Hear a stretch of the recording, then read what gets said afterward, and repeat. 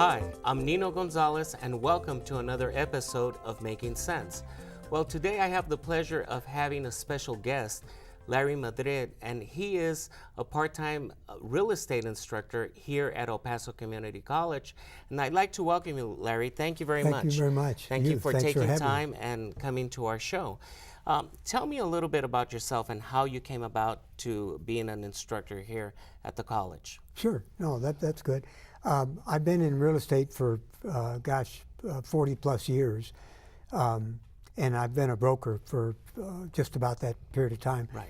In the old days, you could become a broker after 2 years. Oh, wow. So I learned real quickly, and I was pretty active in the real estate business. And probably about a few years later, when Max Weber and Dee White were just getting the real estate program going at El Paso Community College, they asked me to teach a few classes. Right. And so I was in on the ground floor, if you will. Wow. So you've been with the college for how long teaching? Well, I'd say 20 years off and on. Right. But I left for a few years to open up a business in Las Cruces and Okay. New Mexico and that sort of thing. But for all practical purposes, I've watched the program grow, and I've watched the real estate industry grow. And the profession definitely changed from in a lot of different aspects, especially with the marketing aspect. Oh, very definitely. Right. Very Well, definitely. well, tell me a little bit about the real estate program here at the college, in case individuals are interested. Yeah, the real estate program that's offered at the community college is offered two different ways. Okay. One is, and my classes are always a combination of credit students along with continued ed students. So, there's an associate's degree that's offered. We're under the guise of business management. Right. And but with a real estate option, there's an option that is a two-year option. And then there's a one-year option that's a certificate program. Correct. And I get a lot of students that take the two-year option as well. So that's an associate of applied science, correct? Exactly. And right. with what's the difference between the one-year certificate and the two-year, other than, of course, you get an associate's degree? What can I do if I come and join the one-year program? Well, if the one-year program is almost it mirrors the requirement for getting a real estate license. Okay.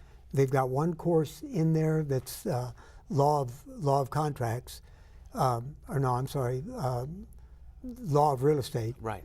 That's in there that is over and above what is needed for a real estate license. Okay. But the requirement changed September of 2012. Oh, wow. A lot of the courses that were being offered as electives became core classes. And so now the certificate program at El Paso Community College mirrors whenever you take the certificate program, then you're going to meet all the requirements for the licensing. Right. So if I go for the one-year program, I can get a real estate license. Very definitely. Okay. And so what are the requirements to get a real estate license other than the education? Do you have to take an exam? You have to take a national exam and a state exam. It's all together. Okay. You take it all at the same time. Right. But and it's ironic because just about 2 years ago, the college started offering exam prep classes, and we hadn't done that before. And boy, that really seems to help. In fact, I got a call today from one of the students Right. that I offered the exam prep class to. Usually it's a 6-hour class on Saturdays, and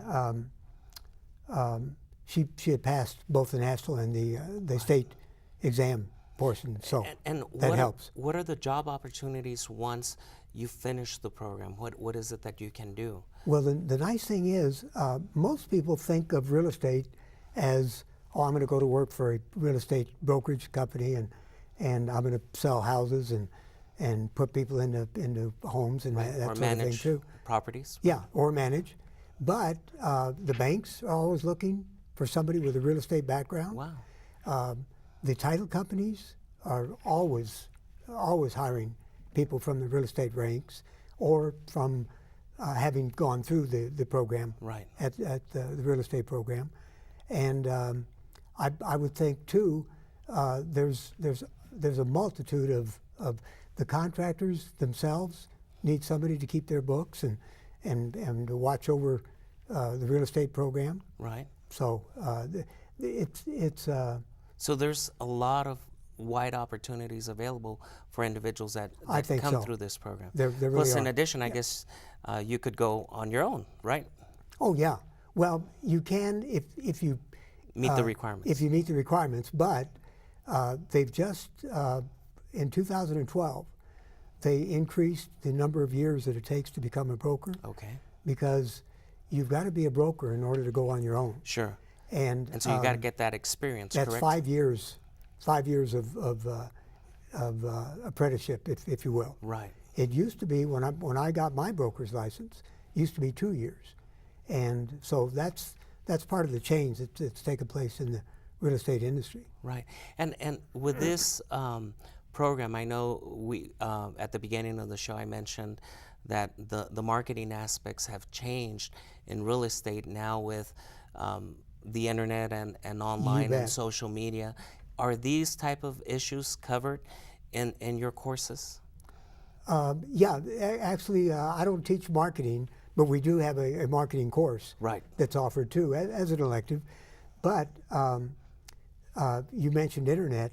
We're seeing a whole lot of buyers that come off of the internet, Right. and a lot of them are military. When the military was bringing in a whole lot of people here, the real estate industry was really hot at one time. Right. It's evened out now, but it definitely hasn't slumped like it has in Phoenix and California and in those areas like that. We stay pretty steady. Right. But internet, there's a Social whole- media? social media, very definitely, Right. very high, yeah. But it still is a one-on-one type of business when it comes right down to it. Sure. Because if I'm going to get a listing, and there's two sides to every real estate transaction. You've got the listing side, and then you've got the buyer side. Right. But if I'm going out on a listing appointment, then I'm usually going to have something packaged so that I can lay out and talk about my company and Sure. talk about the real estate market and things like that. You still have to So- have the people skills. You still have to have the people skills. Great. Good point.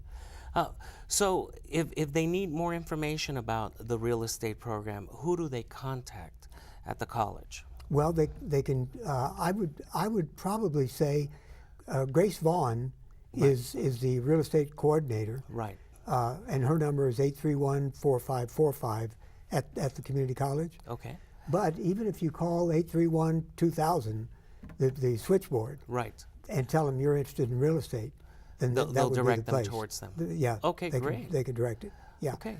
And how big is the program here at the college, the real estate program? Well, the smallest number of students that I've had in my classes, and the good news is, all of the real estate classes are offered in the evening Okay. because most of the students are working some sort of job. Correct.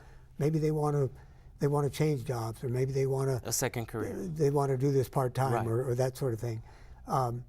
So the smallest number of students that I've had is probably this semester. I've got 23 in one class, Okay. the law of contract class, and the other class that I teach is law of agency, and I've got 26 students Well, in that one. that's still fairly good enrollment. Very yes. good, very good. I've been up as high as 35 students in a class. So the classes are small and they get to interact well with the instructors. Very definitely. As most Very. classes are here at the college. Oh yeah, exactly. No, I agree with that. And the good news is they really seem to learn it in the different classes, because some of the subjects that we cover are overlapping. Right. And if I touch on it, for instance, in a law of agency class, then probably in another class they'll pick it up and you'll go into more detail. Right. In that class too. Well, great. That sounds terrific. Now, I want to ask you a question that always comes up, and now moving away from the program at the college, but let's say that I want to buy a house, or I want to sell a house, and I'm looking for a realtor. How do I go about finding a realtor when there's so many? What steps should an individual take to find a good realtor? And that's really a key right there, is finding a good realtor. First of all, I would suggest call the Board of Realtors, and I don't remember their phone number right off the bat, but they're on Gateway right off the freeway there. Call them and ask them. They can refer somebody to you. Right.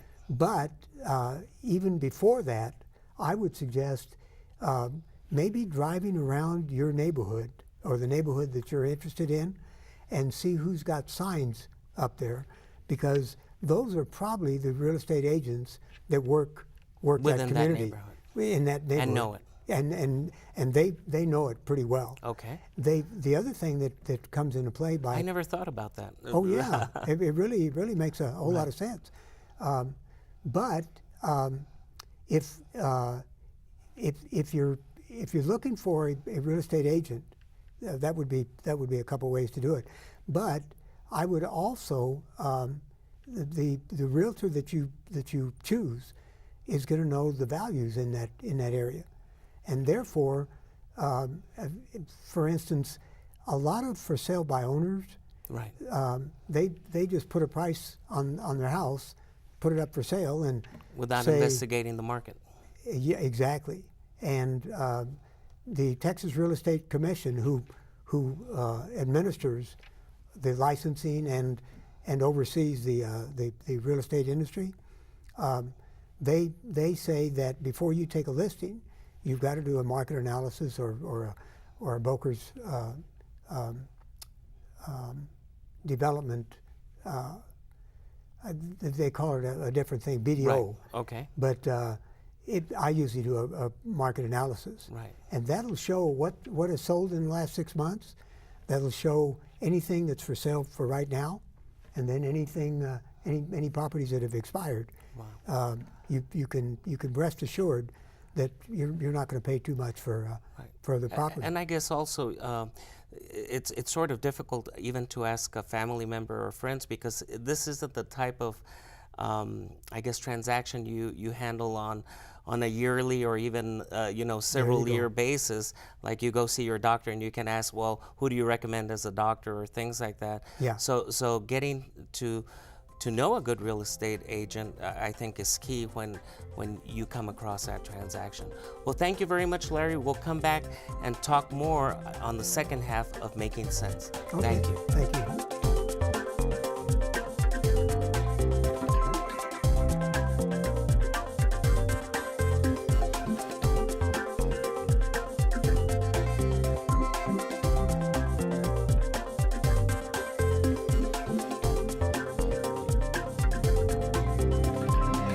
Welcome to the second half of Making Sense, and we were discussing the real estate program at El Paso Community College with an instructor and real estate broker, Larry Madrid, and we're going to talk a little bit more about first-time home buyers.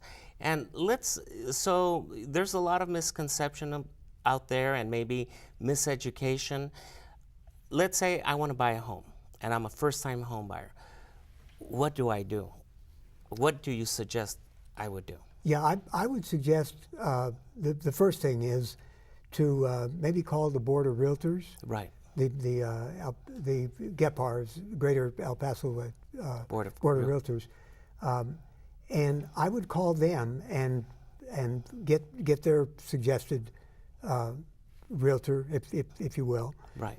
But I would also drive the area that you're interested in, and look at the signs that are posted there for properties for sale. Right. And that will give you a good indication of who works that area and who because you want somebody that knows the area. Right. And there's so many realtors in this town.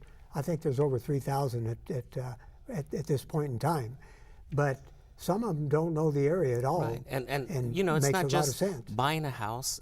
You're moving into a neighborhood. You've got to know, the neighbors. You got to know the schools, the parks, everything. Exactly. You bet. You bet. Because it affects everything. Oh, But yeah. but me, so what do I need to do as far as credit-wise, as far as down payment-wise, all those things? What are closing costs? All of these things. Yeah. I don't know. So tell me about it, Larry. Oh, that's and that comes into play. Right. For anybody, for any buyer, but that also goes back to what we said about make sure that you get a knowledgeable agent and one who knows the neighborhood, because there's all sorts of financing programs out there, and if you're a veteran, for instance, you can get in with nothing down. Right. But there's a limit to the value of the home. Yeah, to how much you can borrow. Right. But you can go in for nothing down all the way up to $417,000. And then I've also you're a VA. heard that if you move into a certain area of town, also there's special financing. There are. Or they might even help you with the down payment, correct? Exactly, you bet.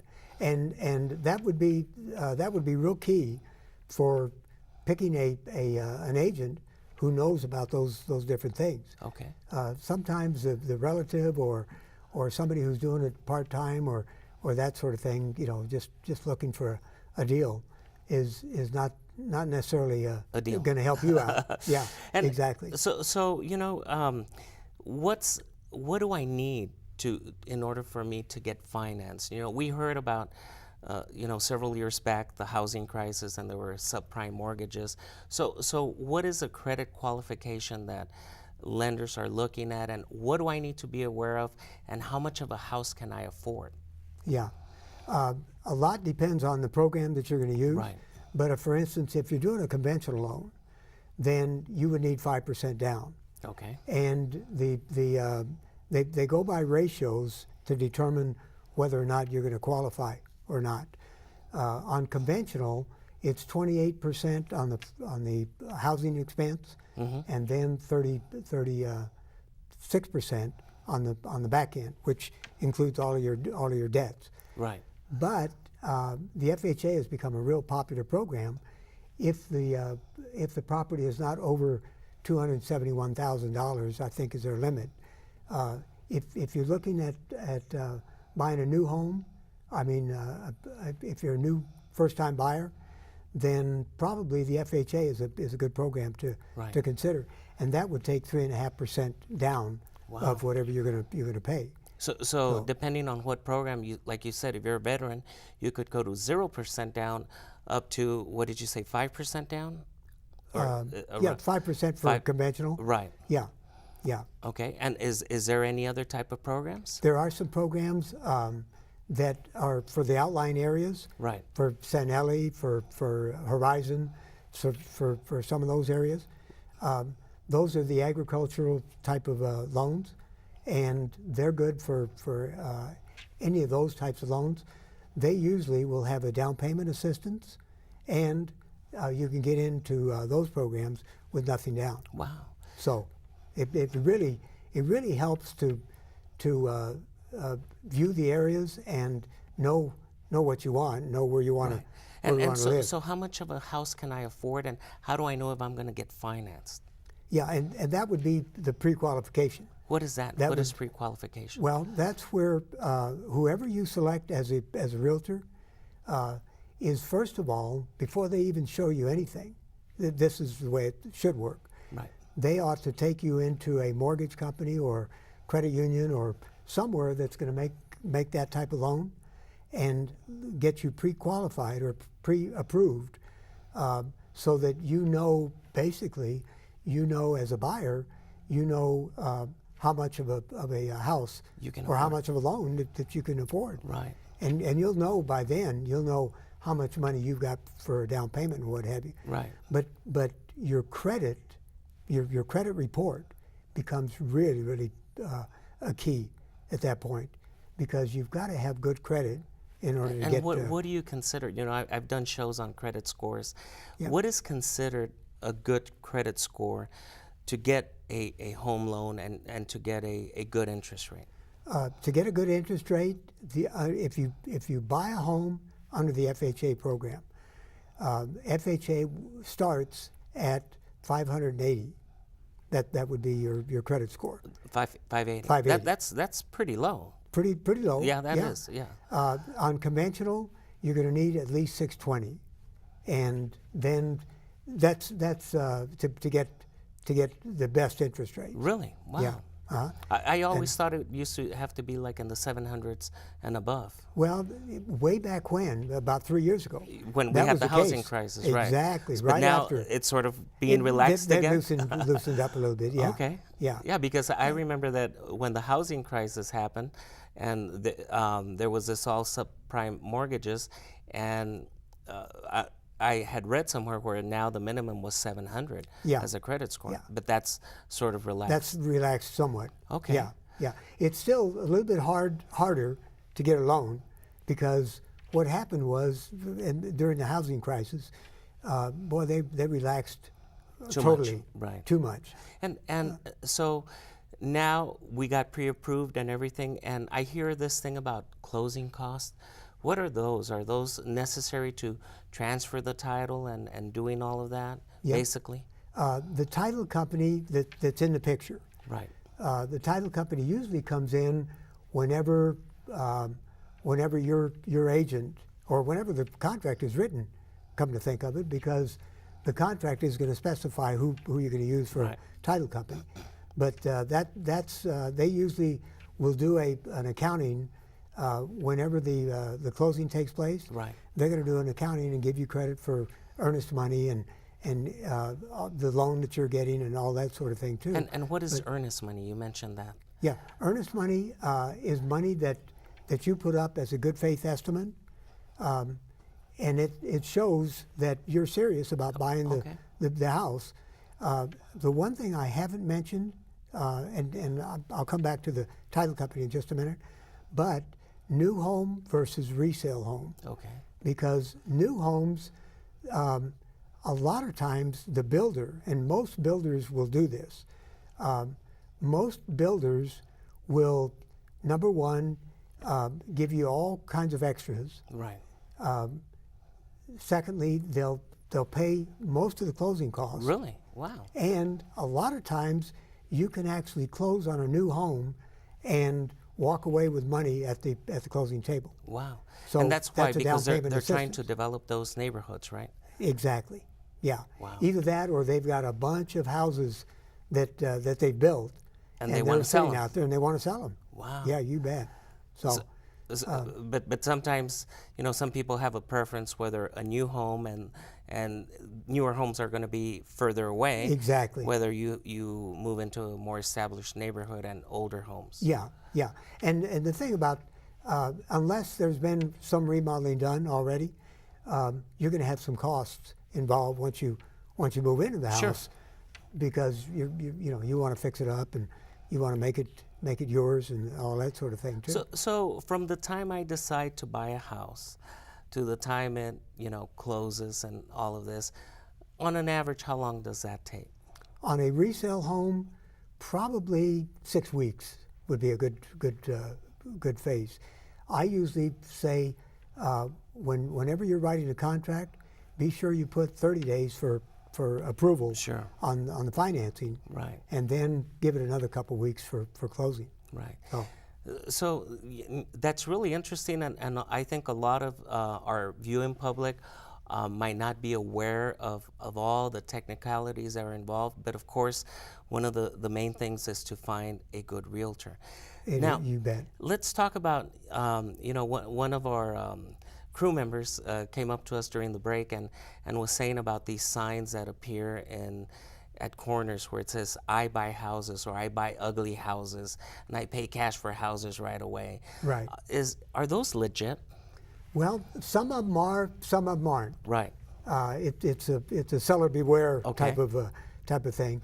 But if I'm going through foreclosure, if I own a home and I can't make the payments on it, then probably I'm going to look for whoever wants to buy it. Whoever's going to take me out Right. of this thing. Or you owe back property taxes. Exactly. Yeah. No, you're right. But I would be very careful on just going off of one of those signs. Right. I would tread very lightly, because some of them are good and some of them aren't good. Some of them are. And do these people, do they usually have cash to give you right away? Most of them do. Yes. Yeah, most of them do. The ones that are valid will always have cash. Right. And the ones that are valid, would they advertise at the street corners? Usually not. Usually not? Usually Okay. not. Yeah. There's a few real estate companies that also buy properties and that sort of thing. So if you're in that situation and you really want to sell, call a few real estate companies and find out if they're buying properties. Well, thank you very much, Larry, for coming by and taking time out of your busy day and informing the public about the real estate program at El Paso Community College, and a little bit on the basics of first-time home buyers. By the way, I also want to mention that credit unions usually have some workshops on the home buying basics. So that's also a good source for our viewing public. So thank you very much, and we'll see you on another episode of Making Sense. Thank you, Larry, for coming by. Thank you very much.